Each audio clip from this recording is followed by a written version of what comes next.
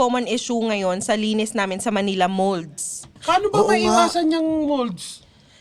Yung ano kasi dapat... Tira ka sa waiting shed. Ikaw, Roger, umiiwas ka ba sa mga mold? Oo. Anong mold ang paborito Mima mo? Max. Pag may mold ba, kailangan magjakol?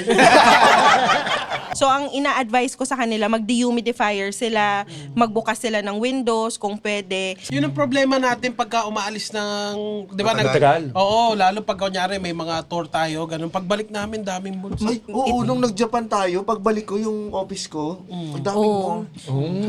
Bakit marami? Yung computer din niya, kami. Ayun din. Hindi ka na makasama sa Japan, ah! Ano ba itsura ng mold? Pag Madami ang molds, pero ang pinaka-common dito sa Pilipinas, yung mga itim. Ano, tumatawa ka sa... Itim na mold. Napanood ko yun eh. Ano ba yun? Ang lalaki, di ba? Ang lalaki niyan! Ibang mold yan! Pwede mo isabit sa balikat ka na. Oo nga eh. Ano yan, mimiti? By the way, ang molds, alam mo saan common sa kotse? Hindi lang natin Pwede sa napapansin. kotse? Pwede sa kotse yung mold. Kasi iba